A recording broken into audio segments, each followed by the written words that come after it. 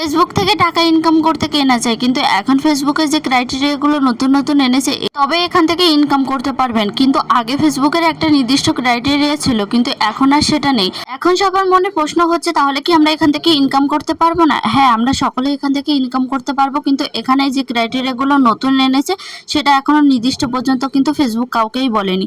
যার কারণে আমরা যারা অনেক আগে থেকে ভাইরাল হয়ে বসে রয়েছি এখনো কিন্তু আমরা তারা কেউই সেটআপটা পাইনি। ফেসবুকে যখন আপডেটের আগে কন্টেন্ট মনিটাইজেশন অপশনটা ছিল না, তখন কিন্তু ইনস্ট্রিম অ্যাডের একটা অপশন ছিল। ওই অপশনগুলোর থেকে কিন্তু আমাদের সবাইকে সেটআপ দিয়েছে আমরা যারা আগে থেকে ভাইরাল হয়েছি। কিন্তু এখন যে নতুন সেটআপটা এনেছে এটা পাওয়ার জন্য কিন্তু কাউকে আর তেমন ভাইরাল হওয়ারও প্রয়োজন নেই। আমাদের আশেপাশেই দেখতে পাচ্ছি অনেকেই এই সেটআপটা পেয়েছে, তাদের আইডিতে কিন্তু যথেষ্ট পরিমাণে ভিউও নেই আর তেমন ভিডিও ভাইরালও নেই। বলতে গেলে সত্যি কথা, একটা ভিডিও ভাইরাল নেই, তারপরেও কিন্তু তারা এখন সেটআপ পাচ্ছে। প্রথম অবস্থাতে আমরা অনেকেই হতাশাগ্রস্ত হয়ে পড়েছি এবং পেজে কাজ করাই বন্ধ করে দিয়েছি।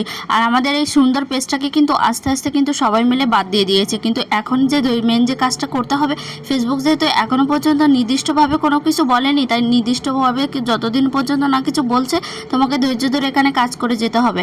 আর সব থেকে বড় কথা হলো ভাগ্যেরও একটা বিষয় থেকে থাকে, যে ভাগ্যের যদি না থাকে তাহলে হাজার কষ্ট করলে হাজার ভিডিও ভাইরাল হলেও কিন্তু এখান থেকে সফলতা পাওয়া যায় না। তবে নিজের কাজের প্রতি বিশ্বাস রেখে আর উপরে ভগবানের উপর বিশ্বাস রেখে এখনো পর্যন্ত কাজটা করে যাচ্ছি। আমার বিশ্বাস আমি একদিন অবশ্যই এখান থেকে সফলতা পাবো, কারণ আমার যেহেতু অনেকগুলো ভিডিও ভাইরাল হয়েছে তাই আমাকে এখান থেকে কিন্তু সফলতা ফেসবুকে দিতে বাধ্য হবে। আর সেটা হয়তো আজকে দিক কিংবা 2 দিন পরে, সেই দিনটুকুই কিন্তু আমাকে ধৈর্য ধরে এখানে থাকতে হবে। নিজের কাজের প্রতি আত্মবিশ্বাসটাই পৃথিবীর সব থেকে বড় শক্তি, আর এই শক্তিটা যতদিন নিজের ভিতরে থাকবে ততদিন তোমাকে কেউই হারাতে পারবে না। যতই তোমার জীবনে ঝড়ঝাপটা আসুক না কেন, যে কোনো একটা কাজকে শক্তভাবে ধরে রাখবে, যখন সফলতা আসবে তখনই তোমার সমস্ত কষ্টকে ভুলিয়ে দেবে। এই জোরের উপরেই কিন্তু নির্ভর করে আমিও ফেসবুক থেকে এখনো পর্যন্ত সরতেছি না। জানি অনেক ভিডিও করতে কষ্ট হয়, অনেক টাইম চলে যায় এডিট করতে, সমস্ত কিছু মিলে অনেকটা বেশি কষ্ট হলেও কিন্তু এখন এই পর্যায়ে এসে আমি ফেসবুক থেকে কখনোই চলে যাব না। আমার অনেক বন্ধুরা আছে যাদেরকে দেখেছি যে আইডি খুব তাড়াতাড়ি বাদ দিয়ে তারা এখান থেকে চলে গেছে, অনেকে হতাশাগ্রস্তও হয়ে পড়েছে। তবে 1 বছর আমার পেজের বয়স এখনও হয়নি, তবে এত আগে আমি এখান থেকে হাল ছাড়বো না। জীবনে কিছু করার জন্য অনেকটা বেশি কষ্ট করতে হয়, আর এখানে 1 বছর টাইম দিয়েছি, আরও দেবো।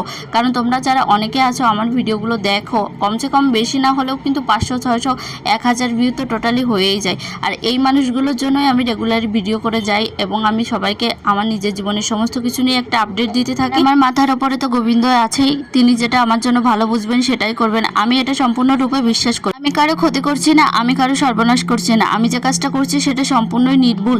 আর এটা কিন্তু আমি আমার পুরো সংসার সামলে তারপরে কিন্তু ভিডিওটা করতেছি। জীবনে কিছু করতে গেলে অনেকটা বেশি কষ্ট করতে হয়। এখন বাচ্চাটা যেহেতু ছোট আছে তাই এখনো পর্যন্ত 1 বছর তো কমসে কম এখানে ভিডিও করে যাব, তারপরে দেখবো সফলতা আসে কি আসে না। তবে আমার মনে হয় না এত তাড়াতাড়ি কিন্তু এত দেরি হবে।